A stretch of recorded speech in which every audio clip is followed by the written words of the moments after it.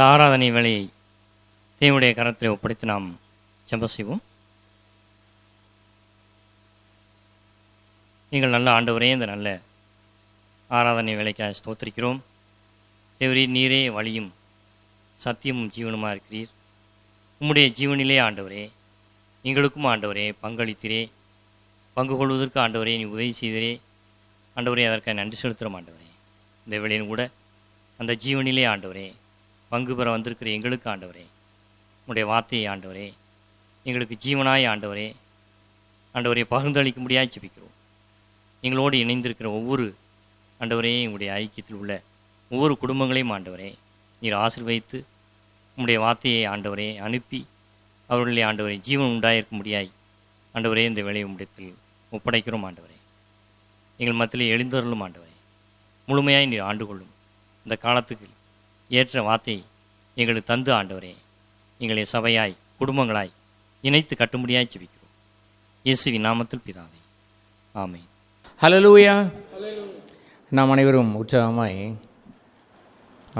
பாட்டு புத்தகத்தில் உள்ள 431 பாடலை பாடுவோம்.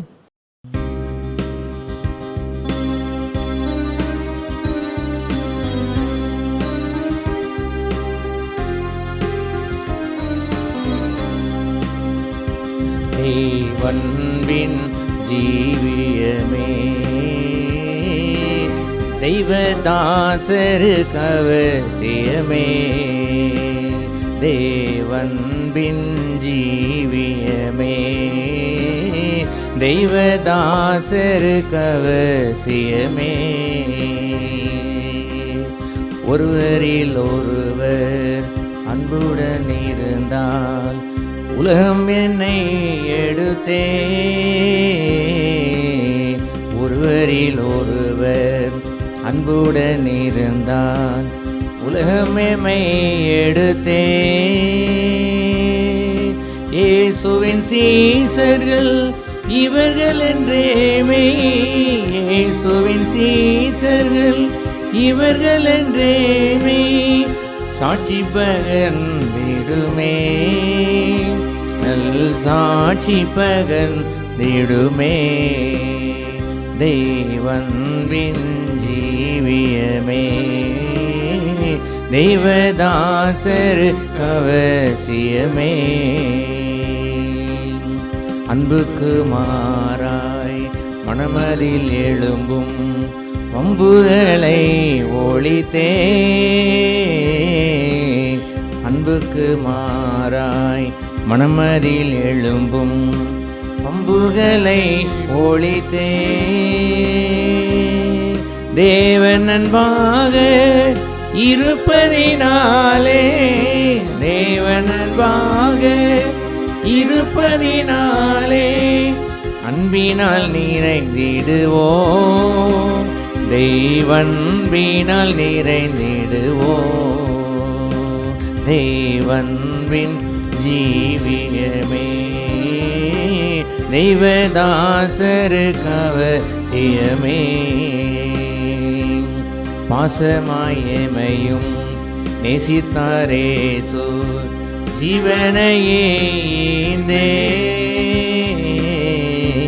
பாசமாயமையும் நேசித்தாரேசு ஜீவனையே ஈந்தே,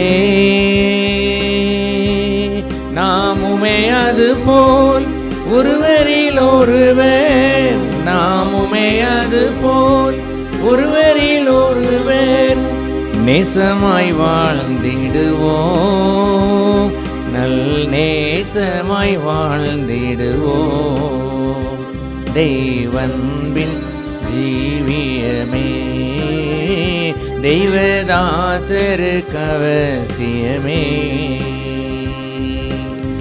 எது இருந்தாலும் அன்பில்லையானால் நான் ஒன்றும் இல்லை என்றே, எது இருந்தாலும் அன்பில்லையானால் நான் ஒன்றும் இல்லை என்றே,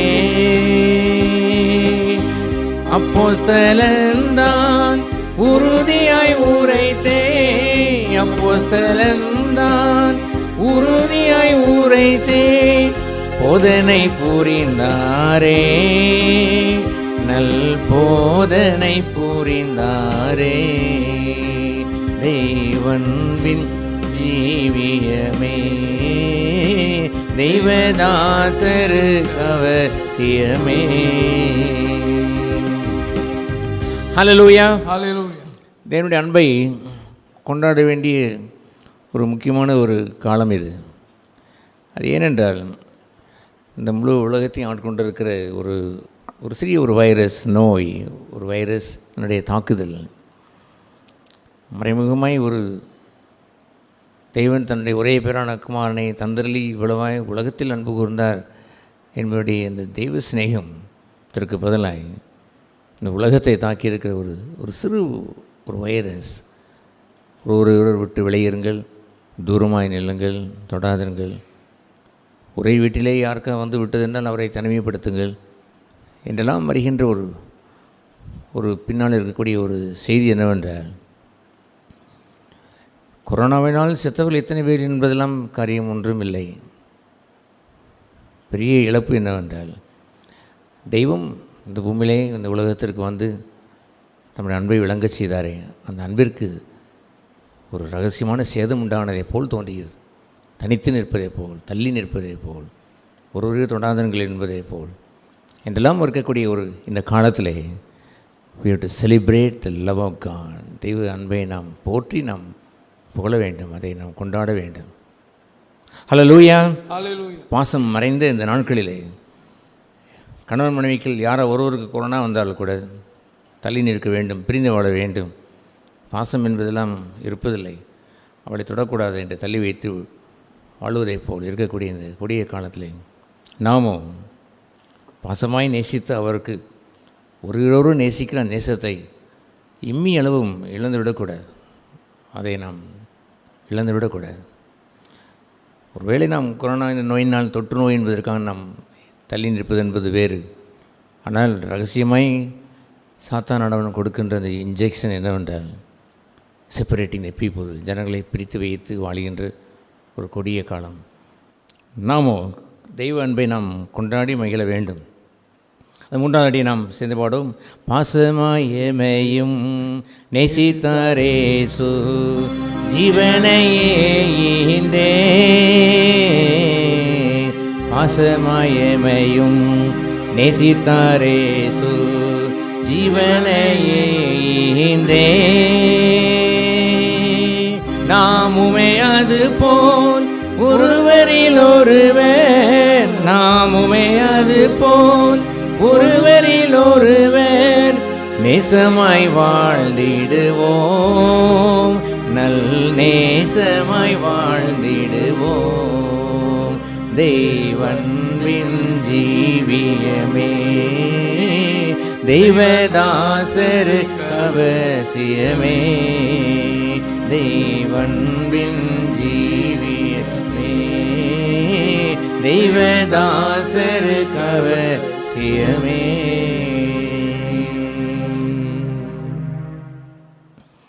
நாம் யாவரும் அங்கங்கே குடும்பமாய் இருக்கிற நாம் யாவரும் எல்லோரும் எழுந்திருந்து என்னுடைய சமூகத்தை உணர்ந்தவர்களாய், அவருடைய சமூகத்தை உணர்ந்து நம் சரீரத்திலே நாம் தள்ளி தள்ளி இருந்தாலும் அவையிலே ஒருமைப்பட்டவர்களாய், ஒரே குடும்பமாய், கிறிஸ்துவின் ஐக்கியமான சபையாய் நாம் அவரை பயபக்தியோடு எல்லோரும் எழுந்து நின்று ஆங்காங்கு வெளியே நாம் சென்று விடாதபடி தெய்வ பயத்தோடு கர்த்தரை நாம் முழு மனதோடு எல்லோரும் சேர்ந்து ஆராதனை செய்ய கடவுளும். Praise the Lord. ஸ்தோத்திரம் ஸ்தோத்திரம். நன்றி நன்றி. அம்மை துதித்து உம்மை போற்றி உம்மை புகழ்ந்து ஆராதிக்கிற அந்த நேரத்திற்காக நன்றி ஆண்டவரை. ஸ்தோத்திரம் ஸ்தோத்திரம். ஜீவனில் தேவனுடைய சபையில் ஆண்டவரை உம்மை தொழுது கொள்ளும்படியான, உம்மை ஆராதிக்கும்படியான வாசலை திறந்து வைத்திருக்கிறீரே. நன்றி ஆண்டவரே. விடுதலையோடு ஆராதிக்கும்படியான கிருபையை தந்திருக்கிறீர், திறந்த வாசலை தந்திருக்கிறீர். நன்றி நன்றி நன்றி. உடைய கிருபைக்கு நன்றி, உடைய மகிமைக்கு நன்றி, உடைய காருண்யத்திற்கு நன்றி, உடைய தெய்வ அன்பிற்கு நன்றி, எங்களுக்காக இந்த உடைய தியாகத்திற்கு நன்றி. இறைவனே, உம்முடைய கிருபைக்காக, உம்முடைய பாசத்திற்காய், உடைய நேசத்திற்காய், என்னை கட்டி அணைத்து பாதுகாக்கின்ற பாதுகாப்பிற்காய், உன்னதமான மறைவில் நெல்லுக்காய், உடைய செட்டை நிலையிலே தங்குகின்ற பாக்கியத்திற்காய் ஹல்லேலூயா ஹல்லேலூயா ஹல்லேலூயா. ஒன்றும் உங்களை சேதப்படுத்தாது என்று சொன்னீரே, சர்ப்பத்தையும் நீங்கள் தேள்களை கூட மிதிப்பீர்கள் என்று சொன்ன ஹல்லேலூயா. உடைய வல்லமையை வைத்து வாழக்கூடிய ஜனமாய் ஒன்றும் எங்களை அணுகாத வாழ்க்கையை தந்திருக்கிற ஸ்தோத்திரம் ஆண்டவரே. வாதமுடைய கூடாரத்தை அணுகாது என்று எங்களுக்கு சொன்னீரே, நன்றி நன்றி நன்றி நன்றி. உங்கள் தலையில் ஒவ்வொரு முடியும் எண்ணப்பட்டிருக்கிறது என்று சொன்னீரே, எங்களை பாதுகாக்கின்ற உத்தமமான நம்முடைய பாதுகாப்பிற்கு நன்றி. உடைய சொந்த பிள்ளைகளாக இருக்கிற எங்களை, உடைய விசுவாசமாக இருக்கிற எங்களை ஆண்டவரை ஒன்றும் சேதப்படுத்தாதபடி, வாதை கூடாரத்தை அணுகாதபடி எங்களை பாதுகாத்து வந்திருக்கிறீர். எங்கள் குடும்பங்களை பாதுகாத்து வந்திருக்கிறீர். சபையில் எல்லோரையும் பாதுகாத்து வந்திருக்கிறீர். நன்றி நன்றி நன்றி ஆண்டவரே. ஹல்லேலூயா ஹல்லேலூயா. நாங்கள் இந்த உலகத்திற்கு வெளிச்சமாக இருக்க ஆண்டவரே. ஆண்டவர் இந்த பூமிக்கு உப்பாக இருந்து உங்களுடைய நாமத்தை மையப்படுத்த எங்கள் அழைத்திருக்கிற தயவிற்காய் ஸ்தோத்திரம். எங்களுடைய சாட்சியை ஆண்டு மேன்மைப்படுத்தி உன் நாமத்தை மையப்படுத்துவதற்காய் ஸ்தோத்திரம் ஆண்டவரே. சபை ஆண்டவரே, நாம் மையப்படுகிறேன். நன்றி நன்றி ஆண்டவரே. இந்த வேலை ஆண்டு கொள்வீராக. எங்கள் யாவரையும் ஊன்ற கட்டுவீராக. உடைய பிரசன்னத்தை தந்தருள்வீராக. ஏக சிந்தை கொண்டவர்களாய் நாங்கள் யாவரும் ஒன்றாய் கட்டப்பட கிருபை தாரும் ஆண்டவரே. எங்களுடைய கவனங்களை அங்குமிங்கு நாங்கள் செலுத்தி விடாதபடி, நாங்கள் வெளியே போய் அமர்வது போல இல்லாதபடி, நாங்கள் தனித்தனியாக நாங்கள் குடும்பங்களாக இருந்தாலும் ஒரே ஆவியோடு ஏகமனதோடு நல்ல பண்போடு ஆண்டவருடைய சமூகத்தில் அமர்ந்து உடைய திருவார்த்தைகளை கேட்கவும், உடைய வார்த்தையினாலே ஒன்றை கட்டப்படவும் யாவருக்கும் அனுக்கிரகம் செய்வீராங்க. ஆசீர்வதித்தல் இயேசு நாமத்தில் பிதாவே, ஆமென். தயவுசெய்து உட்காரும். நம் தேவனுடைய வார்த்தைக்கு நேராக கடந்து வருவோம். பிலிப்பியர்கள் இந்த நிருபம் 2ஆம் அதிகாரம் 4ஆம் வசனம் நாம் வாசிக்கிறோம். அவனவன் தனக்கானவைகளை மாத்திரமல்ல, நாட் ஒன்லி ஹீஸ் ஓன் என்று ஆங்கிலத்தில் வாசிக்கிறோம். என்னுடைய பொருள், அவனவன் தனக்கானவைகளை மாத்திரமல்ல பிறருக்கானவைகளையும் நோக்குவானாக. இது போன்ற ஒரு வார்த்தையானது, அந்த வார்த்தையானது கிறிஸ்துவுக்கே உரிய வார்த்தை. அது நீங்கள் பிறர் என்று உள்ள ஒரு பகுதியை இந்த உலகத்தில் எந்த மார்க்கமும் கற்றுக் கொடுத்ததில்லை, எந்த மனுஷனும் வாழ்ந்ததில்லை. அது தெய்வ வாழ்க்கை. நாம் பாவிகளாய் இருக்கையில் கிறிஸ்து நமக்காக மரித்தபடியால் என்று கூறுவது, தன்னோடு கூட இருக்கக்கூடிய கணவன் மனைவி என்ற பிறர் கூட அக்கறை இல்லாத காலங்களிலே ஒரு பாவியை துரோகியை நேசித்து தெய்வம் வந்தார் என்பதெல்லாம் தெய்வத்தன்மையானது. கிறிஸ்துவனுடைய பண்பே இல்லாமல் ஒருவனும் அவன் பிறருக்காக வாழுகின்ற, பிறரை நோக்குகின்ற ஒரு இடத்திற்கு அவன் செல்ல மாட்டான். தனக்கானவில் அல்ல என்று இங்கு சொல்லும் பொழுது, அதை ஒருவன் என்று சொல்வதை இந்த ஒரு வேறு மார்க்கத்தாரை அவன் சொல்லவில்லை, பௌத்த மதத்தை அவர் சொல்லவில்லை, வேறு எந்த மார்க்கத்தையும் அவர் சொல்லவில்லை. அவனவன் என்று சொல்வதெல்லாம் யூ அண்ட் மீ, நீங்களும் நானும் தான். த சர்ச் ஆஃப் காட், அதனுடைய சபையில் அமர்ந்திருக்கிற அவருடைய விசுவாசியில் இருக்கிற நம்மை பார்த்தான் அவர் கூறுகிறார். இப்போ அதற்கு முந்தின வசனத்தில் அவர் கூறும்பொழுது, முந்தின அதிகாரத்தில் அவர் கூறும்பொழுது இவ்வாறு ஒரு வார்த்தையை சொல்லுவார். அவர் சொல்லுவார், கிறிஸ்துவுடனே கூட 23ஆம் வசனத்திலே, நான் அவரோடையே இருக்க எனக்கு ஆசை, ஆனால் அது எனக்கு அதிக நன்மைதான். ஆனால் அப்படி இருந்தும் நான் சரீரத்திலே தரித்திருப்பது உங்களுக்கு அதிக அவசியம். ஹல்லேலூயா. இப்படி ஒரு ஜீவியம் என்பது அநேக கிறிஸ்தவர்கள் அறிவதில்லை. நம் போன்ற சபைகளிலுமே கூட பரிசுத்தம் என்பதை விரும்புகிறார்கள். அது ஏனென்றால் கமுகாரம் மோசம்தானே. அவன் காலமெல்லாம் அவன் கண்களின் நீச்சலே உட்பட்ட ஒரு மனுஷன், அவன் கொஞ்சம் சீர்படுத்தி அல்ல கேவலமான ஒரு கற்பொழுக்க கேடை வாழ்கின்ற ஒரு மனுஷன், அநேகர் பார்த்து இந்த மனுஷன் மோசமானவன் என்று சொல்கின்ற ஒரு கேடான வாழ்க்கையை அவன் வாழ்கின்ற ஒரு மனுஷனோ அல்லது கேடான வாழ்க்கையை கற்பு ஒழுக்கத்தில் வாழ்கின்ற ஒரு மனுஷியோ, அவள் கிறிஸ்துவை இரட்சகராக அறிந்து கொண்ட பிறகு பரிசுத்தம் என்ற ஒரு பாதையில் அவர்கள் வரும்பொழுது அவர்கள் பரிசுத்தம் அடைகிறார்களாம். எஸ், கோபம் அது கோபம் என்பதும் அது கோபத்தோடு பேசுகிற தீய வார்த்தைகளும் எரிநரகத்திற்கு பாத்திரம் என்று அறிகின்ற அந்த பாதையை அறிந்து கோபம் கொள்ளாத வாழ வேண்டும் என்று விரும்புவதை அவர்கள் கொண்டு வாழ்வது நலந்தானா? எஸ். அவர்களுடைய குடும்பங்கள் இப்பொழுது சீர்பட்டு சபைக்கு வந்து அவர்கள் எத்தனையோ நன்மைகளை அவர்கள் பெற்று சகலமும் நன்மைக்கு ஏதுவாக நடக்கிறது என்று அறிந்து எல்லாம் மகிழ்ச்சியாய் அவர்கள் தேவனை நேசித்து வாழ்கின்ற ஒரு வாழ்க்கையை வாழ்கிறார்களே, அதுவும் நல்லது தானாம்? எஸ். இது போன்ற ஒரு நலமான ஒரு வாழ்க்கையை வாழ்ந்து தங்கள் மனதில் விரும்புகிறபடி ஊழியங்களை செய்வது நல்லது தானே? எஸ். அதையும் அவர்கள் செய்தாலும் கூட அவர் சொல்வது என்ன பார்த்தீங்களா? நானும் அப்படி கிறிஸ்துவுடனே கூட எனக்கோ கிறிஸ்துவுடனே கூட இருப்பதற்குத்தான் ஆசை. ஆனால் 24ஆம் வசனம் சொல்லுகிறபடி அவர் கூறினார், நான் சரீரத்திலே தரித்திருப்பது உங்களுக்கு அதிக அவசியம் என்று கூறினார். உங்கள் கிறிஸ்தவ வாழ்க்கையை நீங்கள் சோதித்து பார்ப்பீர்கள் என்று சொன்னால், நீங்கள் வாழ்கின்ற பரிசுத்தம், நீங்கள் வாழ்கின்ற உடைய நல்ல குடும்பம், நல்லதோர் குடும்பம் என்ற ஒரு அற்புதமான ஒரு புத்தகத்தை நாம் வைத்திருக்கிறோம். நல்ல குடும்பமாய் நான், என் குடும்பம், என் பரிசுத்தம், என் குடும்பத்தினுடைய பரிசுத்தம், என் குடும்பத்தினுடைய மேன்மை, எங்கள் குடும்பத்திற்கு வாழக்கூடிய ஒரு சத்தியம் என்றெல்லாம் இருப்பதை தவறில்லை. ஆனால் வாழ்ந்து கொண்டு அவரோ இது எனக்கு சந்தோஷம்தான், இப்படி நான் இருந்துவிட்டு நான் கிறிஸ்துவுடனே இருப்பதற்கு ஆசைதான். ஆனால் இயேசு கிறிஸ்து அப்படி எண்ணியிருப்பார் என்று வைத்துக் கொள்ளுங்களேன். நானும் என் பிதாவும் ஒன்றாய் இருந்தோம், அவரோடு ஒன்றாய் இருந்து வாசம் செய்த அந்த உன்னதம் என்ற அந்த பகுதியில் அவர் மாத்திரம் மகிழ்ச்சியாக இருந்து, எனக்கு ஆசைதான், பிதாவோடு எப்போதும் இருப்பது ஆசைதான். பிதாவுடைய சமூகத்திலே நித்திய பேரின்பம் உண்டு. அப்படி நித்தியத்துக்குரிய அந்த வாழ்க்கையிலே பேரின்ப வாழ்க்கையை வாழ்ந்த அவர் இந்த பூமிக்கு அவர் வரும்பொழுது தனக்கானதை மாத்திரம் அவர் யோசிக்காமல், தட்ஸ் குட், தனக்கானதையும் என்று சொல்வது சுயநலத்தை அங்கே அவர் சொல்லாமல், கொச்சையான ஒரு சுயநலத்தை அவர், உலகத்தார் வாழ்கின்ற சுயநலத்தை அவர் கூறாமல், ஒரு வேசித்தனம் செய்கிறவன், ஒரு விபச்சாரம் செய்கிறவன், யாரோ ஒருவருடைய மனைவியை அல்லது ஒருவருடைய மகளை அவன் விபச்சாரம் அவன் செய்கிறான், அதுபோன்ற ஒரு கொச்சையான அவன் தனக்குரிய ஒரு இச்சையை அவன் நிறைவேற்றி அவன் முடித்து வாழ்கிற ஒரு வாழ்க்கையை, அதுபோன்ற ஒரு ஜீவியத்தை அவர் இங்கே குறிப்பிடவில்லை.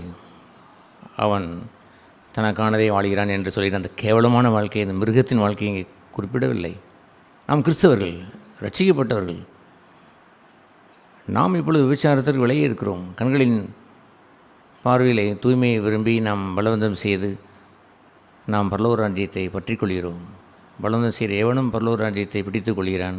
அவன் கண்களை பிடுங்கி கைகளை வெட்டி எறிந்து அவன் வாழ்கின்ற அந்த வாழ்க்கையிலே இஸ் ஹாப்பி கிறிஸ்டியன், நல்ல கிறிஸ்தவன்.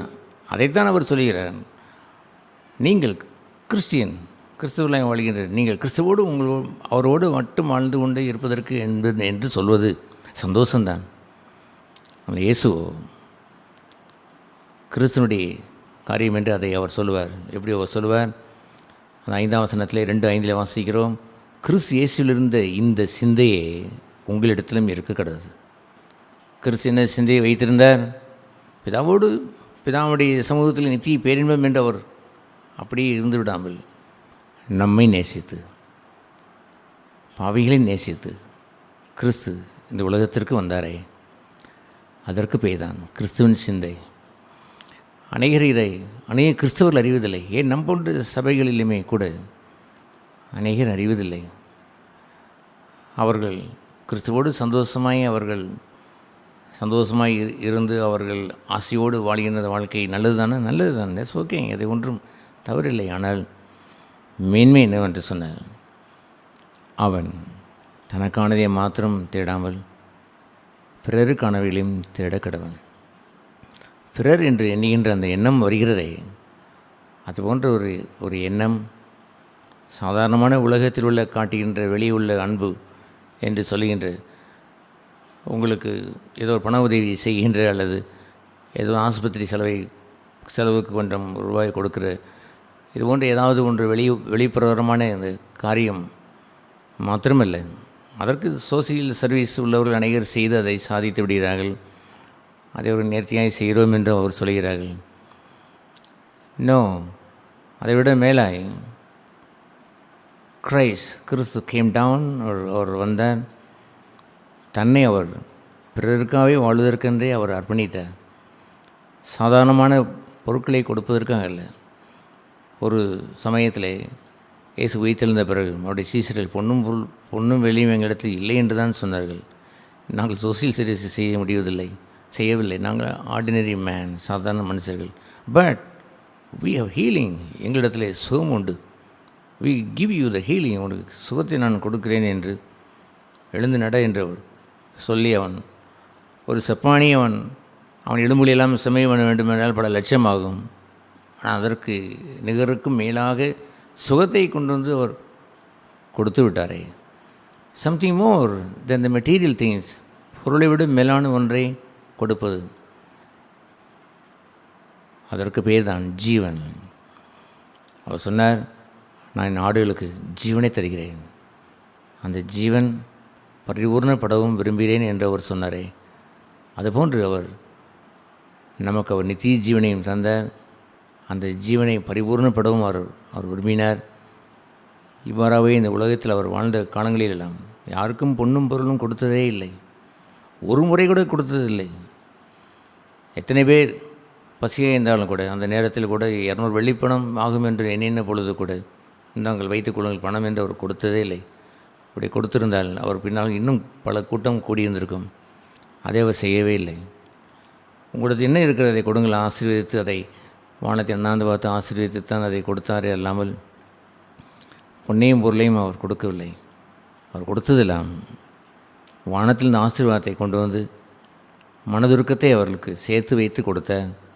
வெறும் அப்பத்தினால் திருப்தியாகவில்லை, அவருடைய மன உருக்கத்தை வைத்து அவர்கள் திருப்தியானார்கள். Something more, the blessing of God, என்னுடைய ஆசீர்வாதத்தை, உன்னதத்தினுடைய ஏறெடுத்து ஒரு ஆசீர்வாதத்தை வாங்கி அதை அவர்களுக்கு கொடுத்து அந்த அப்பந்தான் அவர்களை திருப்தியாக்கினது அல்லாமல், தட் பிளஸிங், அந்த ஆசீர்வாதம் அவரை திருப்தியாக்கினது அல்லாமல் வெறும் ரொட்டியும் மீனும் இல்லை. அவர் கொடுக்க விரும்புவதில்லை. ஆல் த டைம்ஸ், எப்பொழுதுமே அவர் கொடுக்க விரும்புவதில்லை. ஜீவன் பரத்தின் ஜீவன். அந்த ஜீவன் அவர்கள் அடைந்து அதை பரிபூர்ணம் அடைய வேண்டும் என்பதிலே அவர் அக்கறை கொண்டிருந்தார். ஆகவே பவுல் இங்கே அவர் கூறும்பொழுது, அந்த 1:24 வாசிக்கும் பொழுது, என் சரீரத்தில் தரித்திருப்பது உங்களுக்கு அதிக அவசியம் என்று சொல்வதை கோடீஸ்வரன் ஐந்து ஒன்றும் சொல்லவில்லை. நான் கோடீஸ்வரன், இந்த கோடீஸ்வரன் செத்து போய்விட்டால் நமக்கு ஆதாயம் கிடைக்காது என்று மக்கள் எண்ணுவதைப் போல் அங்கே அதை அவர் சொல்லவே இல்லை. நான் இருப்பது உங்களுக்கு ஜீவன் தரும்படி நான் இருப்பது அவசியம். இன்னும் தெய்வத்துவத்தினுடைய அநேக மகத்துவங்களை, தெய்வத்துவத்தினுடைய நிறைவை நான் உங்களுக்கு கொண்டு வந்து தந்துவிட முடியும். இன்றைய கிறிஸ்தவர்கள், நம் போன்ற சபைகளிலும் உள்ளவர்களுமே கூட தனக்காகவே வாழ்கிறார்கள். அவர்கள் தாங்கள் பரிசுத்தமாய் வாழ்ந்தால், தாங்கள் பொய் பேசாமல் உண்மை பேசி வாழ்ந்து விட்டால், தாங்கள் தாங்கள் தாங்கள் தாங்கள் என்று இருக்கக்கூடிய, தாங்கள் ரட்சிக்கப்பட்டால், தன் குடும்பங்கள் ரட்சிக்கப்பட்டால், தன்னுடைய குடும்பத்தில் உள்ள பிள்ளைகள் அனைவரும் மகிழ்ச்சியாக இருந்து விட்டால், கிறிஸ்துவோடு கூட அப்படியே வாழ்ந்து கொண்டிருப்பது எனக்கு ஆசை என்பதை போல் அப்படியே இருந்து விட்டோம் என்று சொன்னால், அது பேர் கிறிஸ்துவம் அல்ல. அதற்கு போலியாய் அநேகர் எத்தனையோ விதத்திலே உங்களுடைய கோபத்தை போக்குவதற்குரிய சில யோகாவை அவர்கள் கற்றுக் கொடுப்பார்கள். சில கட்டுப்பாடோடு சில வாழ்ந்து உங்களுடைய இச்சையை அடக்கிக் கொள்வதற்கு சில வழிமுறைகளை கற்றுக் கொடுத்து போலியானதை ஒன்றை கற்றுக் கொடுத்து திருப்தி அடைத்து விட முடியும். த ட்ரூ கிறிஸ்டியானிட்டி, உத்தமமான கிறிஸ்தவம் என்று சொல்வது, லிவ் ஃபார் அதர்ஸ், பிறருக்காக வாழ்வதுதான்.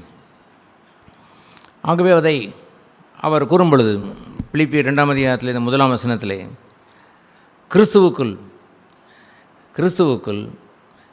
யாதொரு ஆறுதலும் அன்பினாலே யாதொரு தேர்தலும் ஆவியின் யாதொரு ஐக்கியமும் அவரோடு கொண்டு அவரோடு சேர்ந்து வாழ்ந்து நல்ல ஒரு ஐக்கியத்தை அவரோடு பெற்று நீங்கள் ஆசீர்வதிக்கப்பட்டு என்று அவருடைய உருக்கமான பட்சமும் அவருடைய இரக்கமும் உங்களுக்கு உண்டாயிருந்தால், அப்படி இருக்கிறதாம் தட்ஸ் ரைட். அப்படி இருந்ததென்றால் நீங்கள் ஏக சிந்தையும் ஏக அன்பும் உள்ளவர்களாய் இருந்து இசைந்த ஆத்மாக்களாய் ஒன்றையே சிந்தித்து என் சந்தோஷத்தை நிறைவாக்குங்கள் என்று சொல்வார். தனக்கு முன் வைத்திருந்த சந்தோஷத்தின் பொருட்டு ஒரு அவமானத்தை எண்ணாமல் சிலுவையை சகித்தார் என்று வாசிக்கிறோம். எது இயேசு கிறிஸ்துவனுடைய பிரதானமான சந்தோஷம் என்று தெரியுமா? பிதாவின் சன்னிதானத்தில் அடைவார், தட்ஸ் ரைட், அதுவும் சந்தோஷம்தான். ஆனால் கனி கொடுக்கிற வாழ்க்கையை குறித்து ஆண்டவர் இந்த யோவான் 15 அவர் கூறும் பொழுது, கொடியானது செடியிலே அவர் நிலைத்திருந்தால் கனிகளே கொடுக்கும். உங்கள் சந்தோஷம் மிகுதியாக இருக்கும்படி நான் சொல்கிறேன்.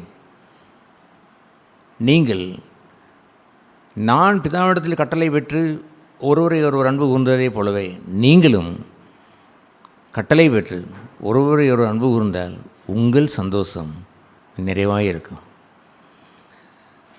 தனக்கு முன் வைத்திருந்த சந்தோஷத்தை அவர் நிறைவேற்றினார். பிதாவே எல்லாம் முடிந்தது என்று சொன்னார். எல்லாம் டோட்டல் லவ், முழு அன்பையும் எல்லோருக்கும் அவர் காண்பித்தார். அதில் ஒரு குறைவும் அவர் வைத்திருக்கவே இல்லை. தெய்வத்தினுடைய அன்பினுடைய பூரணம் எவ்வளவு, அதே அன்பின் அகலம் நீளம் ஆழம் உயரம் அளந்து விடாத அந்த அன்பை அவர் நிறைவாய் அவர் வைத்திருந்தார். ஆகையால் தான் அவர் சொன்னார், தனக்கு முன் வைத்திருந்த நிறைவான அந்த சந்தோஷத்தை அடையும் பொருட்டு அவமானத்தை சகித்து எல்லோரையும் நேசித்து பிதாவை இவர்களுக்கு மன்னியும் என்று அவர்களை ஆசீர்வதித்து அற்புதமான ஒரு பிறருக்காக வாழ்ந்த அந்த சிலுவையினுடைய மகத்துவம் ஒன்று இருக்கிறதே. ஹல்லேலூயா! அப்படி ஒரு வாழ்கின்ற ஒரு ஜீவியத்திற்கு பெயர் தான் கிறிஸ்தவ ஜீவியம். இல்லை நாங்கள் இயேசு கிறிஸ்து ரத்தத்தினால் கழுவப்பட்டு ரட்சிக்கப்பட்டிருக்கிறோம், தட்ஸ் ஓகே. அது அவசியம் இட்ஸ் பிகினிங், கண்டிப்பாக அவசியம்.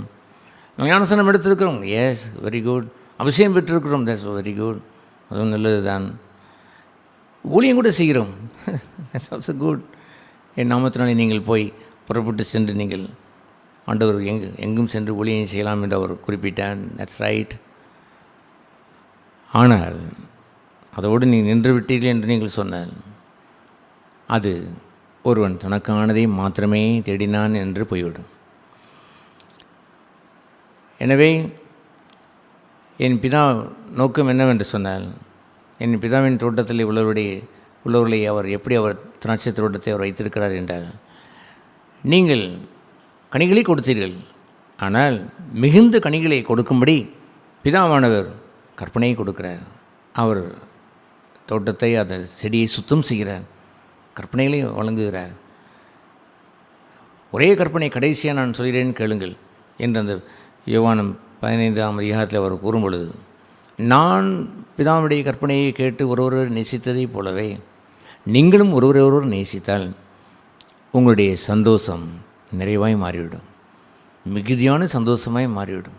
மிகுதியான கனி, மிகுதியான சந்தோஷம் என்று சொல்வதெல்லாம் கிறிஸ்டியானிட்டி, கிறிஸ்தவத்தில் நிலைத்திருக்கிற ஜீவியம் என்பது அதுதான். ஞானஸ்நானம் எடுத்தால் போதும் அல்லது அபிஷேகம் எடுத்தால் போதும், இது போன்ற ஒரு வாழ்க்கையை ஆண்டவர் நமக்கு கற்றுக் கொடுத்த, நீங்கள் ரட்சிக்கப்பட்டவுடன் உங்களை அவர் செடியாகி உங்களை கிறிஸ்துவுக்குள் நிலைத்திருக்கும்படி அல்லவா அழைத்தார். நிலைத்திருக்கக்கூடிய ஒரு கிறிஸ்தவன் யார்? உங்கள் சந்தோஷம் நிறைவாய் மாற வேண்டும். ஆகவே இவ்வளவு நீங்கள் பெற்ற நீங்கள், அவர் சொல்வார், என் சந்தோஷத்தை என்ன நிறைவென்று அறிந்திருக்கிறதே போலவே நானும் சொல்கிறேன், என் சந்தோஷத்தை நிறைவாக்குங்கள். எப்படி நிறைவாக்குங்கள்?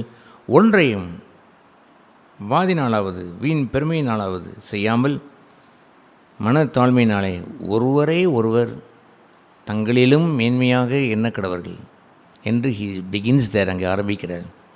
எப்படி ஒரு சொல்கிறார், வாதினாலாவது என்னவென்ற அர்த்தம் தமிழில் வாதினாலாவது என்று சொன்னால் வாதம் செய்வது என்பதை போல் தோன்றுகிறது. ஆங்கிலத்திலே செல்ஃபிஷ் அம்பிஷன், செல்ஃபிஷ் அம்பிஷன். நான் கோபத்தை ஜெயிக்க வேண்டும். அது என்ன அம்பிஷன்? வெரி குட் அம்பிஷன், நல்ல ambition. But it can become selfish. அது எனக்கு மாத்திரம் உரிய அம்பிஷனாய் வைத்துக்கொள்ள முடியும்.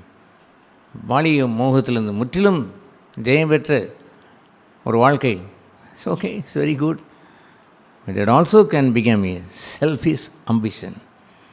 ஏராளமான ஊழியங்கள் இப்படி செய்து முடித்து விட வேண்டும், கர்த்தருக்காக செய்ய வேண்டும். தட்ஸ் ரைட், அது ஒன்றும் தவறில்லை.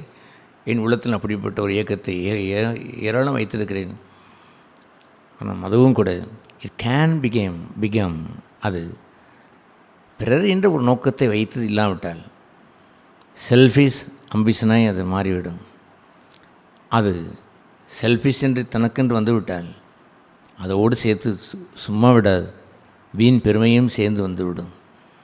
ஆவிக்குரிய வீண் பெருமை என்று இருக்கிறதே, அது யாருக்கு வந்து சேரும்?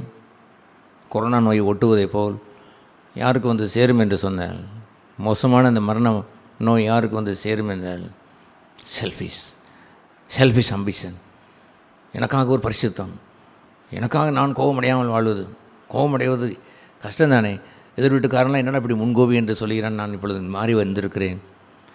நோ, இது போன்ற பகுதி கிறிஸ்துவுக்குள் கனி கொடுக்குற வாழ்க்கை தானே. எஸ், ஆனால் உங்களை எதற்கும் அவர் நிலைத்திருக்க முடியும். அவர் நிலைத்திருக்கும்படி சொன்ன அந்த செடி நிலைத்திருக்கு, கொடியானது செடி நிலைத்திருக்க வேண்டியதெல்லாம் மிகுந்த கனிகளை கொடுத்து உங்கள் சந்தோஷம் நிறைவாய் மாற வேண்டும் என்பதுதான். அதெல்லாம் போதும், என் சந்தோஷத்தோடு நான் நின்று விடுகிறேன் என்று சொன்னால் நீங்கள் அந்த பெற்றுக்கொண்ட சந்தோஷம் செத்து போயிருக்க வேண்டும். அதோடு ஓட்டத்தை முடித்து நின்று நீ போய்விடலாம். But you should have the hunger. ஒரு பசி வைத்திருக்க வேண்டும், தாகம் வைத்திருக்க வேண்டும். இந்த பவுலை போல் நான் கிறிஸ்துவோடு இருப்பதற்கு ஆசைதான், செத்து போய்விடுகிறேன், போய்விடலாம். ஆனால் நான் இருப்பது நல்லது, அது ஏன் நல்லது என்று அப்படி அந்த 1ஆம் அதிகாரத்திலே அவர் கூறினார், நான் சரீரத்திலே தரித்திருப்பது உங்களுக்கு அதிக அவசியம். பிறருக்கு அவசியம் என்று வாழ்கின்ற ஒரு வாழ்க்கை என்று ஒன்று உள்ளதே. ஹல்லேலூயா, தட்ஸ் கிறிஸ்டியானிட்டி. அது கிறிஸ்தவம். அதுபோன்ற ஒரு வாழ்க்கையை அவர் குறிப்பிடும் பொழுது உடனடியாக அவர் பிறருக்கானவளை நோக்க வேண்டும் என்று சொல்கின்ற அந்த பகுதியை கிறிஸ்துவை இயேசுவிலிருந்து சிந்தை உங்களில் இருக்க கடவுது என்று அவர் கூறினார். This is the mind of Christ. கிறிஸ்துவனுடைய சிந்தை. நம்முடைய பலன் அனைத்தும் கிறிஸ்துவனுடையவர்கள் என்று இருக்க வேண்டும். கிறிஸ்துவனுடையவர்கள் தங்கள் மாம்சத்தை ஆசி சிலில் அறைந்திருக்கிறார் என்று சொல்வதை போலவே தெசலோனிக்கேயில் சொல்வார். அவர் வரும்பொழுது தம்முடையவர்களை, கிறிஸ்துவனுடையவர்களை அவர் எடுத்துக்கொண்டு செல்வார். கிறிஸ்துவனுடையவர்கள் என்று உரிய அந்த உரிமை என்னவென்று சொன்னால், கிறிஸ்து இயேசுவிலிருந்த இந்த சிந்தை, பிறருக்கானவர்களை நோக்குவானாக என்ற இந்த சிந்தை, ஒருவன் வாதினாலாவது என்று சொல்கிற தமிழில் போல் இல்லாமல் செல்ஃபிஷ் அம்பிஷன் என்று கிறிஸ்தவ வாழ்க்கையை வாழ்ந்து எனதான் என்று போய்விடாது ஒரு மனுஷனை அவன் இல்லாமல் பிறருக்காக வாழ்கின்ற ஒரு வாழ்க்கை. நாட் இண்டிவிஜுவல் கிறிஸ்டியன் லைஃப், ஒரு தனித்தனியாக கிறிஸ்தவ வாழ்க்கை என்று சொல்வது புதிய ஏற்பாடு நமக்கு ஒரு நாளும் சொல்லவே இல்லை. பிறரை நோக்கி, பிறரை நாம் கரிசனை கொண்டு, பிறருக்காக வாழ்கின்ற, பிறருக்கு ஜீவனை தந்து வாழ்கின்ற ஒரு வாழ்க்கை என்று ஒன்று உண்டே. அந்த வாழ்க்கையை தான் இயேசு பெருமான் நம்மை போல் தன்னைத்தானே வெறுமையாக்கி, இந்த நம்மை போன்றவே மாம்சத்திலே அவர் வந்து சர்வெண்ட் என்று சொன்னால், வேலைக்காரன் என்று சொன்னால், டு சர்வ் அதர்ஸ், மற்றவர்களுக்கு ஊழியம் செய்கிறவன், அவ்வளோதான்.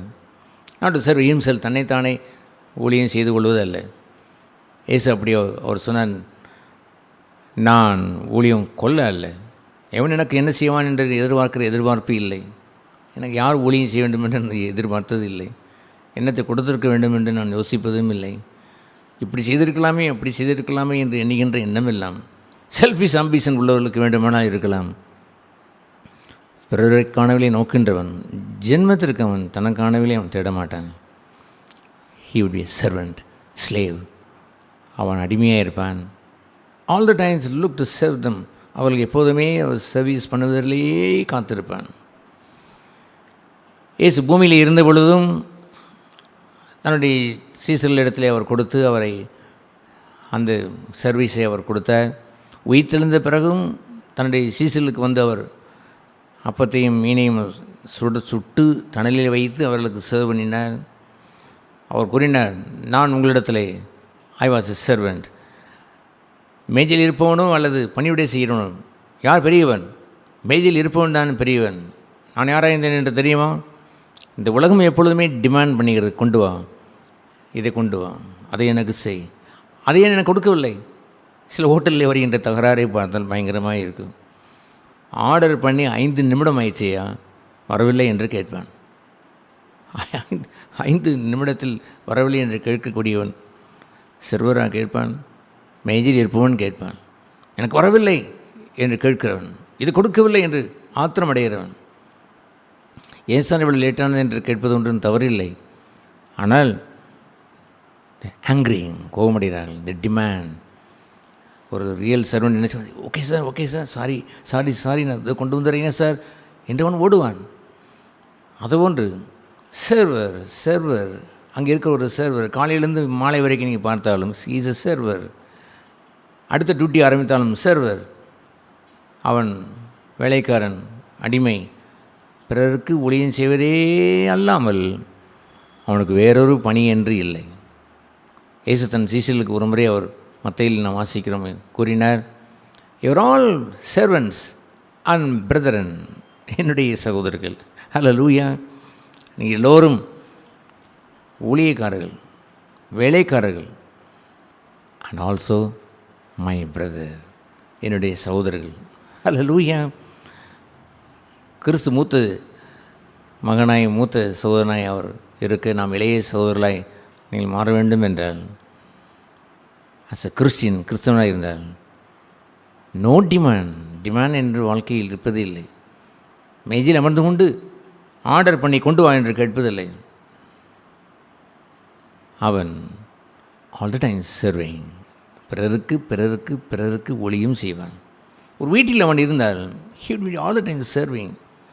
அவன் கேட்பான், எனக்கு தண்ணி கொண்டு வாங்கல் என்று கேட்பதில் தவறில்லை. இப்படி ஒன் டிமாண்டிட், கொண்டு வரவில்லை என்றால் அவனே போய் குடித்து விட்டு வருவான்.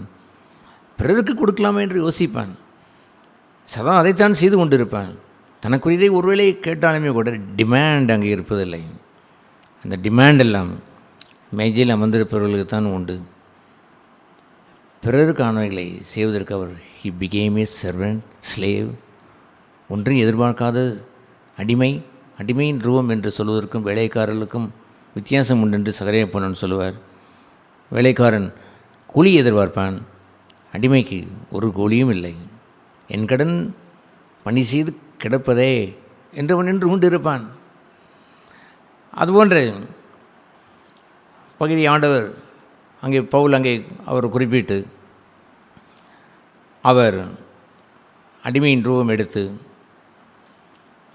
மரணபரியந்தம் 8ஆம் வசனத்திலே மரணபரியந்தம், அதாவது சிலுவையின் மரணபரியந்தம் கீழ்ப்படிந்தவராகி தம்மை தாமே தாழ்த்தினார்.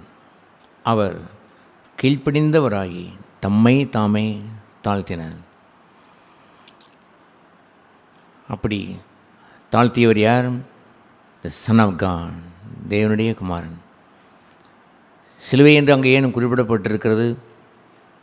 சிலுவையின் மரணபரியந்தம் என்று அவர் கூறுவது கொல்கதா மேட்டிலே கடைசியாக இருந்த சிலுவை மாத்திரமல்ல, ஆல் த டைம்ஸ் அவருடைய ஜீவியம் முழுவதும் he took the cross, சிலுவை எடுத்தார். சிலுவை என்று சொல்லுகின்ற ஒரு பகுதியானது பாடுபட்டார். he suffered, பாடுபட்டார் என்பதுதான். ஒரு மனிதன் எதற்காக அவன் பாடுபட வேண்டும்? தன்னுடைய சுயநலத்தை அவன் கண்டவன். தன் சுயம் ஒளிந்து பாடுபட்டால் ஒளியே பூர்ணமடைய முடியாது என்று இயேசுவுக்கு தெரியும்.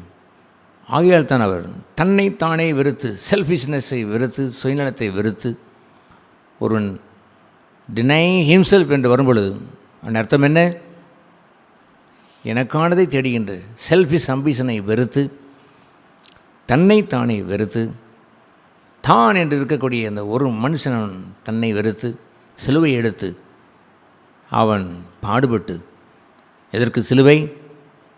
அதை அலங்கார ஒரு டாலரில் தொங்க விடுவதற்கு அல்ல, ஒரு கட்டடத்திலே வைத்து சிலுவையை வைத்து மார்க் போட்டு வைப்பது அல்ல, உங்கள் வீட்டிலெல்லாம் சிலுவையை வைத்து மறைத்து வைத்திருப்பது அல்ல. நோ, சிலுவை என்று சொல்வது சஃபர், பாடுபடுவது. அவர் மரண பரியந்தம் ஜீவகாலம் எல்லாம் he suffered for selfishness, தனக்கென்று சுயத்திற்கு பாடுபட்டார். அதை அவர் அழித்தார்.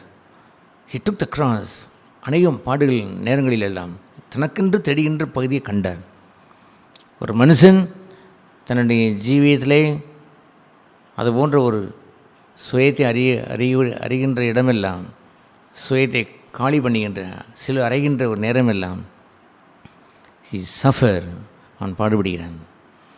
அப்படி அவர் மரண பரியந்தம், சிலுவையின் மரண பரியந்தம், சிலுவையின் பாதையிலே செல்லுகின்ற மரண பரியந்தம், சிலுவையின் பாதையிலே அவர்கள் அநேகர் மரண பரியந்தம் கீழ்ப்பிடிந்து வாழ்வதில்லை. அவர்களுக்கு இஷ்டமானால் சில பகுதிகளை சிலுவையில் அறைந்து கொள்வார்கள். ஆனால் தனக்கென்று இருக்கக்கூடிய சுயத்திற்கு அவர்கள் மறுப்பது உண்டு. அது ஒரு கொடுமை. தங்கள் மாம்சத்தையும் ஆசை இச்சைகளையும் சிலுவையில் அறைந்திருக்கிறார்கள் என்று அவர் கூறும் பொழுது, ஆசை இச்சைகளை மாத்திரமல்ல, மாம்சத்தையும் சேர்த்து வைத்து அறிந்திருக்க வேண்டும். தங்கள் முழு மாம்சத்தையும் அங்கே சிலுவை அறைவதற்கு ஒப்பு கொடுத்திருக்க வேண்டும். ஒரு சில இச்சைகளை மாத்திரம் அறிந்து கொள்வதற்கு அல்ல. The total flesh should suffer, முழு மாம்சம் பாடுபட வேண்டும். அவர் தாமே மாம்சத்திலே பாடுபட்டபடினால் பாவத்திற்கு ஓய்ந்திருந்தார் என்று இருக்கிறது. ஆகினால்தான் அவர் மாம்சத்தையும் ஆசை இச்சைகளையும் கிறிஸ்துவனுடையவர்கள் அறிந்திருக்கிறார்கள், சேர்த்து அறிந்திருப்பார்கள். இல்லையென்றால் அவன் தனக்கு தொந்தரவு செய்கின்ற பாலி இச்சையை மாத்திரம் அவன் அறிந்து கொண்டு, கோபம் என்று அந்த மாம்சம் அங்கே பத்திரமாக இருக்கும், எரிச்சல் என்று அந்த மாம்சம் அங்கே அவனுக்கு பத்திரமாக இருக்கும். அவனுக்கு பாதர் பண்ணினதெல்லாம் இந்த காம இச்சைகள் தான், அதை மாத்திரம் தன்னுடைய இச்சைகளை அறிந்து விட்டு போய்விடலாம் என்று அவன் எண்ணுவான். கிறிஸ்துவனுடையவர்கள் டோட்டல் முழுமையாக அறைகின்ற பாடுபடுவார்கள். They will suffer. அவர்கள் மாம்சத்திலே பாடுபட்டு முழுமையாக அறிந்திருப்பார்கள். எனவே இயேசு சிலுவையின் பாதையிலே அவர் சென்றதெல்லாம் கன்வீனியண்ட்டாய் தனக்கு பிரியமான அளவிற்கு, தான் விரும்பின அளவிற்கு சிலுவை எடுத்துக்கொள்ளலாம் என்று வாழவில்லை. மரண பரியந்தம் அந்த சிலுவையிலே தன்னை முழுவதும் ஒப்பு கொடுத்து, என்ன சிலுவை மரண பரியந்தம் எடுத்து வர வேண்டுமாம்? எஸ். அவன் அனுதினமும் என்று சொல்வதில்லை, 365 நாட்களிலே ஒரு நாட்களில் நீங்கள் எலிவேட் கூட பண்ண இயல. எவ்ரி டே என்று சொல்லும் பொழுது, ஒவ்வொரு நாளும் என்று சொல்லும் பொழுது, 365 டேஸ் நீங்கள் எத்தனை வருடங்கள் வாழ்ந்தாலும் அத்தனை வருடம் 365 டேஸ் இன்ட்டு உங்களை வயதை நீங்கள் போட்டுக்கொள்ளுங்கள். அத்தனை நாட்கள் மரண பரியந்தம் பாடுபட வேண்டும். அவன் எதற்கு பாடுபடுகிறான் என்றால், சுயம், தன்னை வெறுத்து, தனக்காக வாழ்கின்றதை வெறுத்து. ஒரு மனிதன் அவன் தன்னுடைய சுயத்திலே செல்ஃபிஷ் ஆம்பிஷனை வைத்து அவன் வாழ்வான் என்றால், he would be a single man, தனியாக இருப்பான். பிறன் என்ற ஒரு பகுதியை அவன் போக மாட்டான். எனவே தான் இயேசு சொன்னார், இயேசுவை காண வேண்டும் என்று, தனி மனிதனை காண வேண்டும் என்று வந்துவிட்டீர்களே கிரேக்க சாஸ்திரிகளே. அன்று நான் மாட்டுத் தொழுவத்திலே பிறந்த பொழுது நான் ஒன்றும் செய்யலேன்னு பேசவும் உபதேசிக்கவும் இல்லை, வந்து ஆராதனை செய்துவிட்டு போய்விட்டீர்கள். That's okay. ஆனால் இப்பொழுது இயேசுவை நீங்கள் காண வேண்டும் என்றால், ஐ எம் நாட் அலோன், நான் தனியாக இல்லை, என்னோடு அநேக சீசையில் இருக்கிறார்கள். ஒரு எல்லோரும் சேர்ந்து தான் கிறிஸ்தனுடைய சரீரம். என்னை நீங்கள் பார்க்க வேண்டும் என்றால், கோதுமை மணியானது நிலத்தில் விழுந்து செத்தான் ஒளியே தனித்து இருக்கும். தனித்து இல்லாமல் அந்த கோதுமணி செத்து விட்டால், தனித்து இல்லாமல் அது நிறைய பலனை கொண்டவர்கள் அனைவரோடு அவர்கள் வாழ்வார்கள். பிறரை ஆசீர்வதித்து வாழ்கின்ற வாழ்க்கையை அவர்கள் வாழ்வார்கள். That is the body of Christ, கிறிஸ்தனுடைய சரீரம். You want to see the body of Christ. கிறிஸ்தனுடைய சரீரத்தை குழந்தையாக இருக்கும் பொழுது பார்த்து விட்டு போனீர்கள். சாஸ்திரிகளே, கிறிஸ்துவனுடைய சரீரத்தை எப்பொழுது காண வேண்டும் என்று விரும்புகிறீர்களோ, நான் உங்கள் முன்பு தோன்றி ஒரு போஸ் கொடுத்து என்னை ஃபோட்டோ எடுத்து கொண்டு போங்கள் என்று நான் சொல்ல போவதே இல்லை. அற்புதமான செய்தி அவர் சொன்னார். அதை விளங்கி கொண்டார்கள், மகிழ்ச்சியோடு திரும்பினார்கள். அன்று பாலகனை கண்டு மகிழ்ச்சியோடு திரும்பினதை போலவே இன்று கிறிஸ்துவனுடைய சரீரத்தினுடைய தாற்பயத்தை உணர்ந்து திருப்தியாய் அவர் திரும்பி சென்றார்கள். அது என்ன? You want to be single, தனியாக இருக்க வேண்டும் என்றால், நான் கிறிஸ்துவுடனே ஆசையாக இருக்க விரும்புகிறேன் என்று இருக்க வேண்டும் என்று இருந்தால், that's not Christianity. Body of Christ, கிறிஸ்துவனுடைய சரீரம் என்பது இல்லை, சபை என்பதும் இல்லை. தனக்காகவே ஒரு பரிசுத்தம், தனக்காகவே கோபத்தை விட்டு விலகுதல், தனக்காகவே பொறாமையடையாமல் இருக்க வேண்டும், தனக்காக செல்ஃபிஷ் அம்பிஷன். கிறிஸ்துவுடைய யாதொரு ஆறுதலும் தேர்தலும் அன்பிலே ஐக்கியமும் இருந்து வைத்திருந்தாலும் அவர்களோ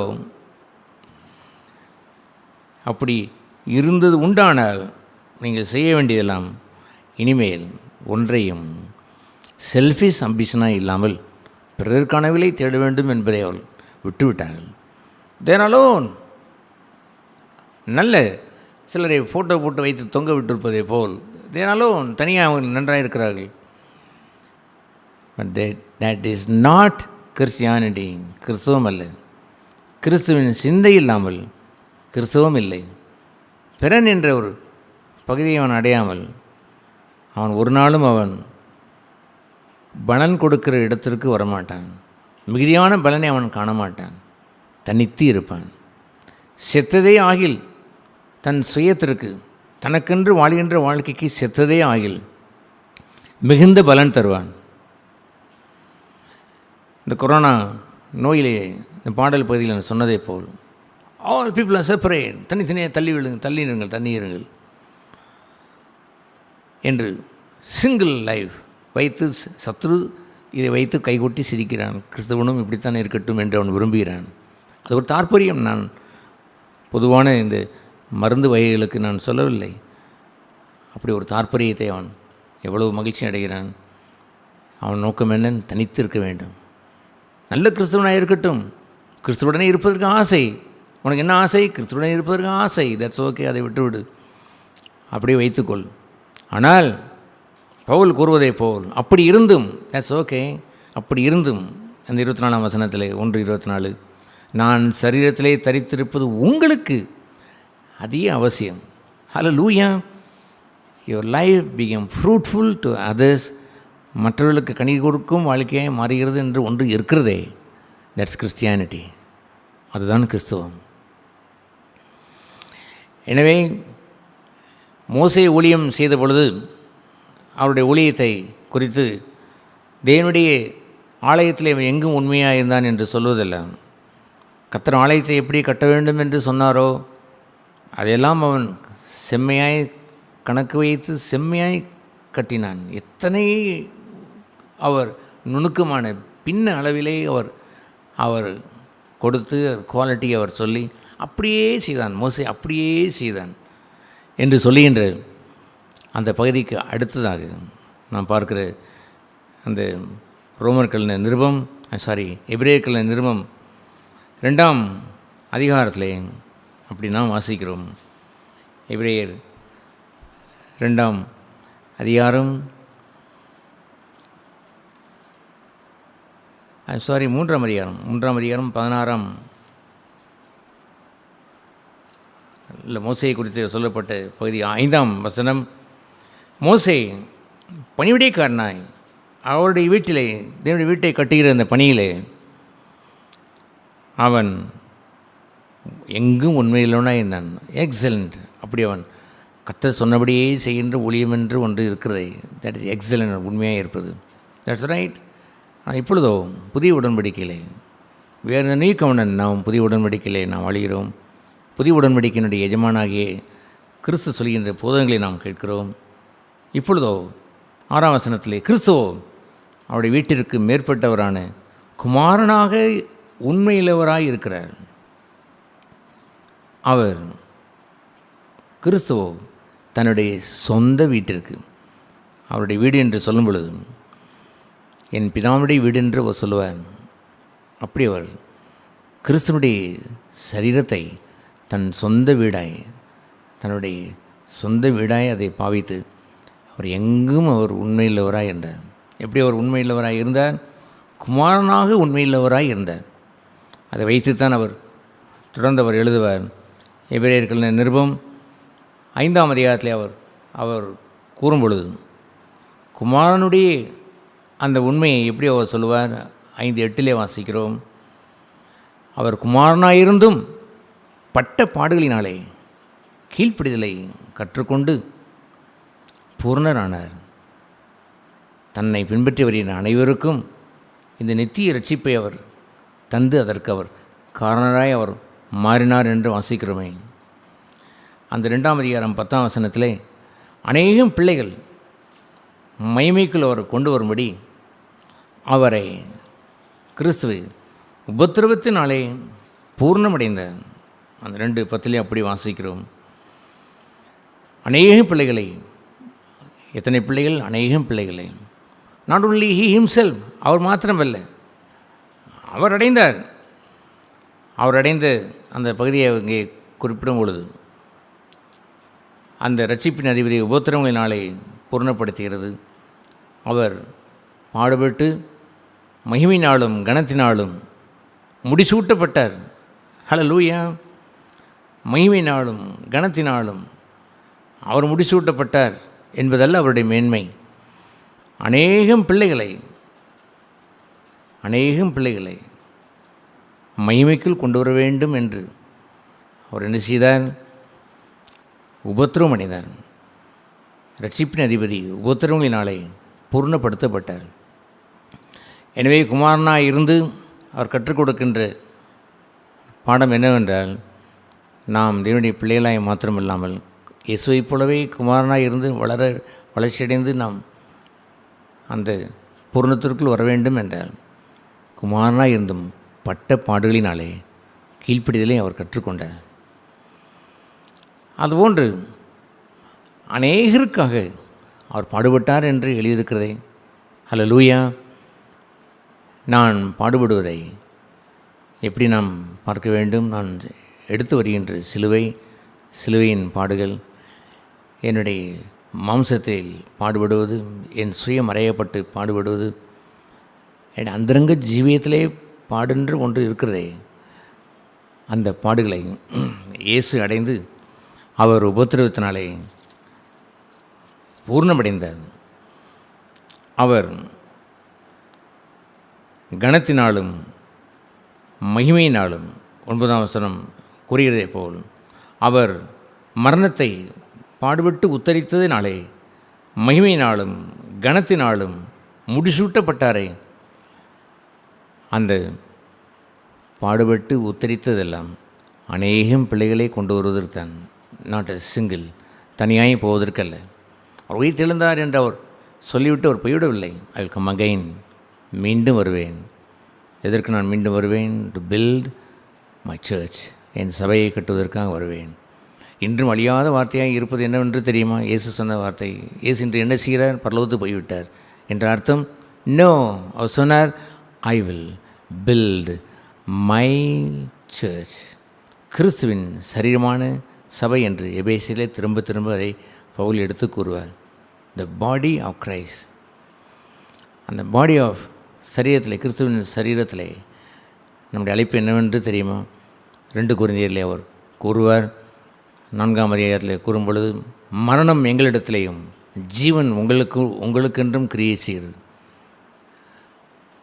பாடுபடுவதும் சுயத்திற்கு மரிப்பதும் அதில் வருகின்ற பலன், அந்த ஜீவன் உங்களுக்கு என்று சொல்லுவார்.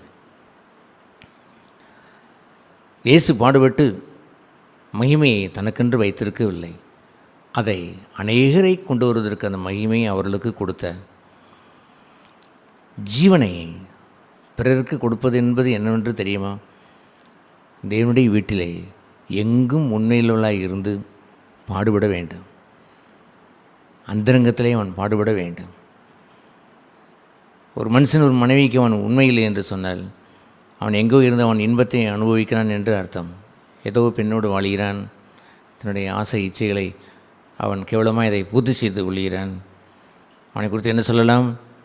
Is not a faithful husband, உண்மையில் கணவன் அல்ல, தி ஃபெய்த்ஃபுல் ஹஸ்பண்ட், உண்மையில் ஒரு கணவன், இல் சஃபர், பாடுபடுவான். ஹீ ஒன்ட் அக்ரி, அதை ஏற்றுக்கொள்ள மாட்டான். இன்பம், that's okay, but you'll reject it. பாடுபட தன் மாம்சத்தை முழுவதையும் ஆசைச்சியோடு சேர்த்து அவன் சிலுவையில் வைத்து அறைவான். ஹி பிரிங்ஸ் லைஃப் தேர், அங்கே ஜீவனை அவன் கொண்டு வந்து தருகிறான். என்ன வாசிக்கிறோம்? அந்த 2 கொரிந்தியர் 4ஆம் அதிகாரம் 12ஆம் வசனத்திலே, மரணம் எங்களிடத்திலேயும், 2 கொரிந்தியர் 4:12, மரணம் எங்களிடத்திலேயும் ஜீவன் உங்களிடத்திலும், அல்லேலூயா. தான் மரணத்தை உத்தரித்து மகிமையை சம்பாதித்து he gave it to the church, சபைக்கு அதை கொடுத்தார். இயேசு சொன்னார், தான் காட்டி கொடுக்கப்பட்ட அன்று ராத்திரியிலே he suffered, பாடுபட்டார். ஆனால் அவர் என்ன சொன்னார் தெரியுமா? இந்த அப்பம் என் சரீரம், உங்களுக்காக பிற்கப்படுகின்ற சரீரம். Alleluia. You want to bless your family, உங்களுடைய குடும்பத்தை நீ ஆஸ்வதிக்க வேண்டும் என்றால் பணம் அல்ல, பணம் தான் இருக்கிற வாங்கிக்கொள் என்று சொல்லி கொண்டு வழிகிறதல்ல. ஃபெய்த்ஃபுல்னஸ், உண்மை இருந்திருக்க வேண்டும்.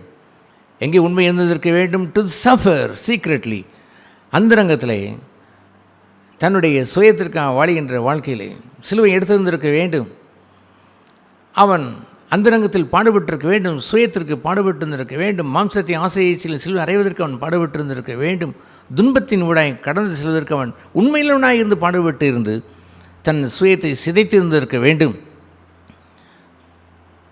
அதுபோன்று சிலுவை தான் இயேசுவை பின்பற்றுகின்ற ஜீவியம். தன்னை பின்பற்றி வந்த எவர்களோ அவர்களுக்கு அநேகம் பேரை தருவார். தனியாய் அவர் இருப்பது இல்லை, அநேகரை அவர்கள் ஆசீர்வதிப்பார்கள். ஜீவனுள்ள தேவனுடைய சபையிலே கிறிஸ்துவனுடைய சரீரம் இன்னதென்றே கூட அறியாதபடி அப்பம் விற்கிறவர்கள் இருக்கிறார். கிறிஸ்துவனுடைய சரீரம் என்று சொன்னார் டு பிளஸ் அதர்ஸ், பிறரை ஆசீர்வதிப்பதற்கு தான். கிறிஸ்து இதற்காக பாடுபட்டான், தனக்காகவே பாடுபட்டு கொண்டாரான்? No, to bless others. ஏன் அவர் நமக்காக மரணத்தை உத்தரித்தார்? மரணத்தை உத்தரித்து அதை மறித்தார் டு சேவ் அதர்ஸ், பிறரை ரட்சிப்பதற்காகத்தான். ஜீவனை நான் கொண்டு வர வேண்டுமே, வீட்டிற்கு நான் கொண்டு வர வேண்டுமே, ஒருவரும் காணாத அந்தரங்கத்திலே நான் பாடுபட்டு உண்மையில் நான் இருந்து I must bring the life, ஜீவனை நான் என்னுடைய குடும்பத்திற்கு கொண்டு வர வேண்டும், சபையாகிய குடும்பத்திற்கு நான் கொண்டு வர வேண்டும். கையிலே வெறுமையாக வராதீர்கள், காணிக்கையோடு வாருங்கள் என்று அந்த நாட்களிலே சில பாடல்கள் உண்டு. ஆத்மாவை ரட்சிக்க வேண்டும், அதுவும் ஒரு பாடலை வைத்திருப்பார்கள். வெறுங்கையனாக வராதிருங்கள், கர்த்தருக்கு என்று கொண்டு வாருங்கள் என்று சொல்வார்கள். தட்ஸ் ஓகே, அது தவறு ஒன்றும் இல்லைதான். ஆனால் கிறிஸ்துவின் சரீரமோ மோர் தென் மணி, பணத்தை விட, ஆத்ம ஆதாயத்தை விட, தட்ஸ் ரைட், ஆத்ம ஆதாயத்தை விட உங்கள் ஜீவன், லைஃப், பிரிங் யுவர் லைஃப், உண்மையாக இருந்து ஜீவனை கொண்டு வார்கள். அதைத்தான் பவுல் தொடர்ந்து குறும்புல அவர் கூறுவார். கொலோசியர்கள் நிருபம் 1ஆம் அதிகாரம் 24ஆம் வசனத்திலே வாசிக்கிறோம்.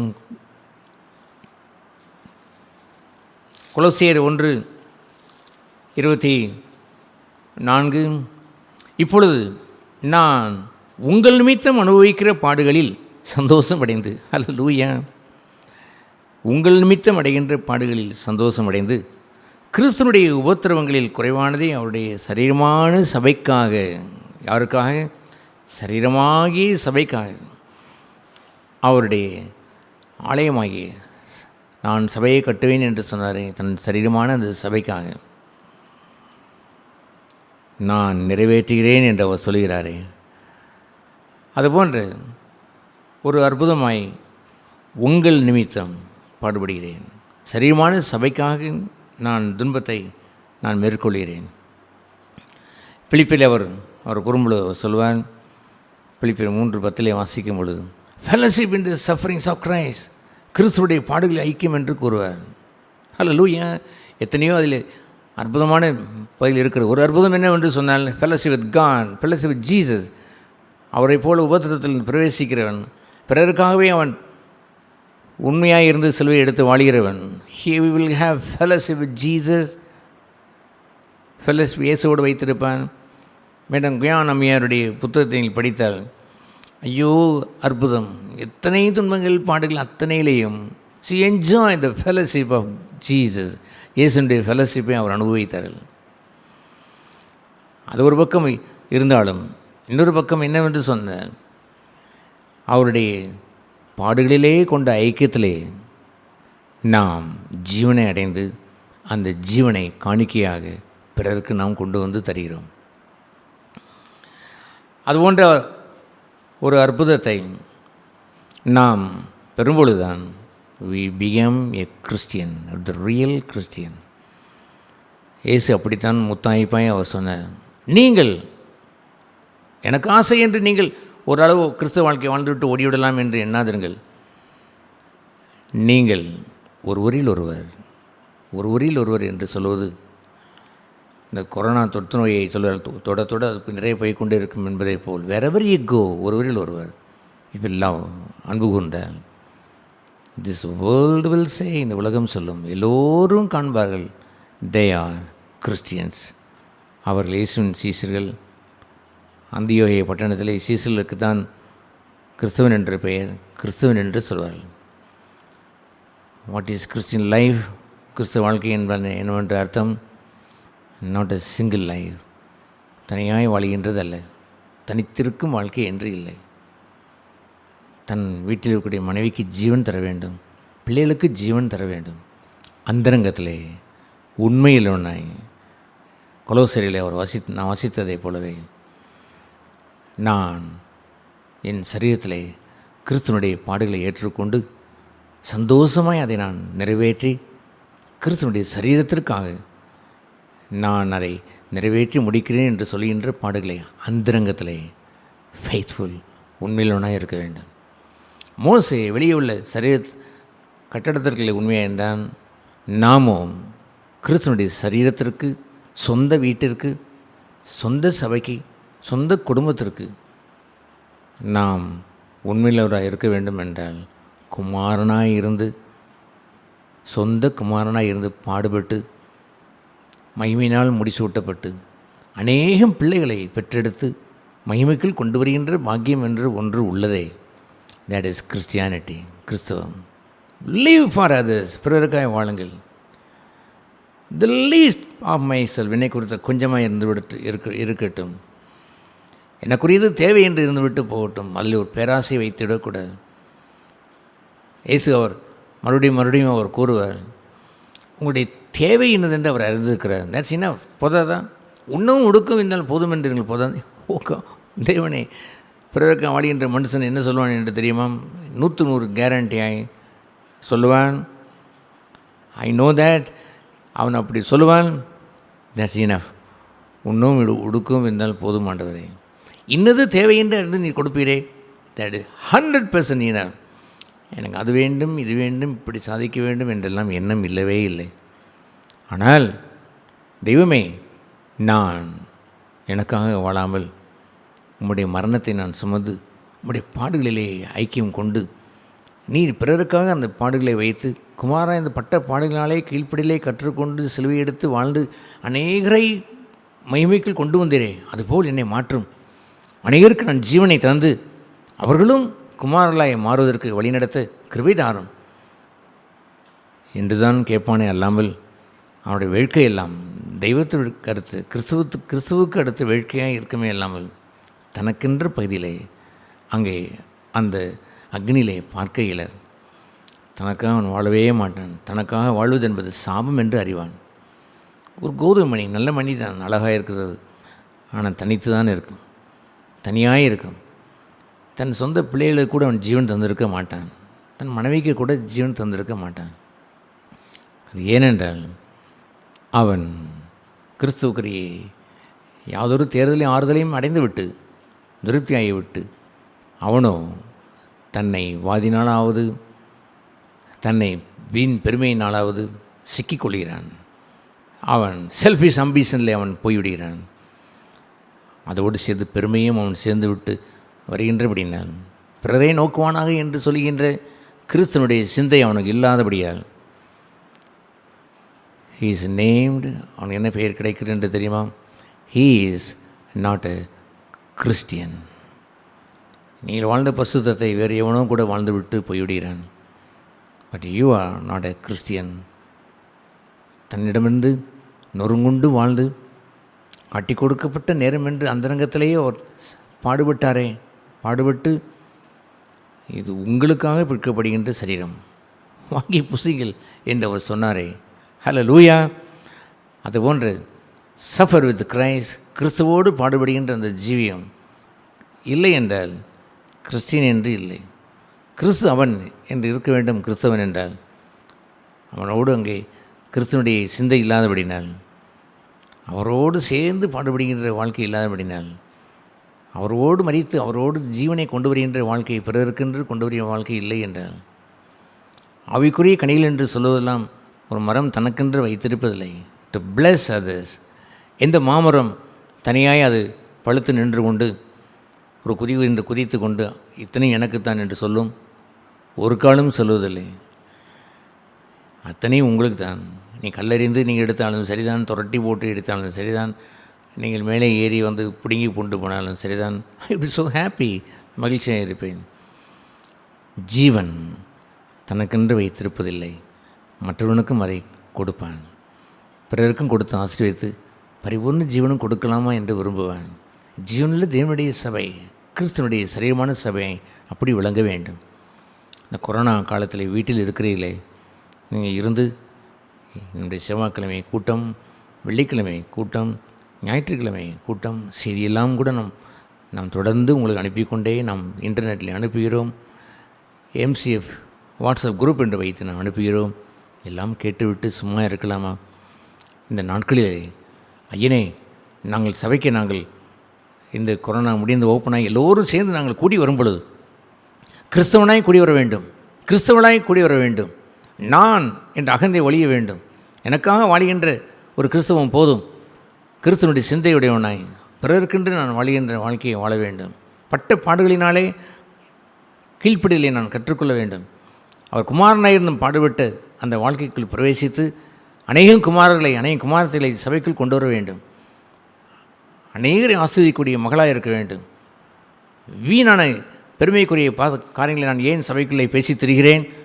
ஒருவேளை நான் எனக்காக வாழுகிறேன், அதுதான் காரணமோ?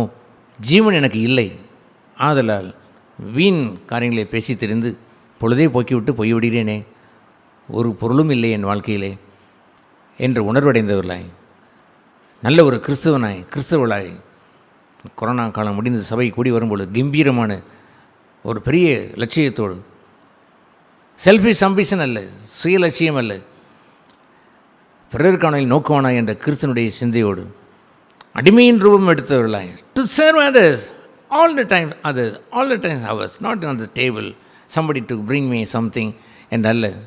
கேவலம் மனம் புண்படுதல, useless, I don't want that. நான் அதை வைத்திருக்க போவதில்லை. ஒரு அடிமை மனம் புண்படுவானா? கேவலம். நான் மேஜையில் இந்த வாழ்க்கையை வாழ்ந்தது போதும். I will plus others, serve others, serve with life.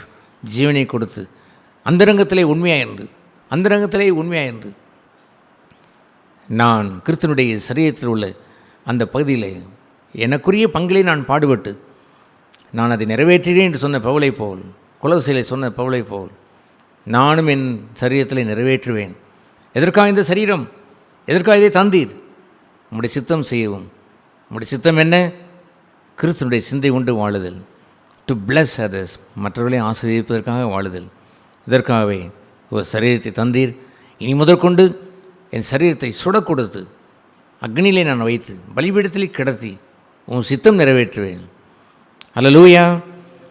கடைசி மட்டும் சிலுவையின் மரண பரியந்தம் என் சித்தம் அல்ல, என் விருப்பம் அல்ல, உம் சித்தம் என்று அவருடைய சித்தத்தை நிறைவேற்றி வாழ்கிற உத்தம கிறிஸ்தவர்களாய், கிறிஸ்தவனாய், கிறிஸ்தவளாய் நாம் இந்த காலங்கள் முடிந்து திரும்பி வரும் பொழுது கம்பீரமாய் வர வேண்டும்.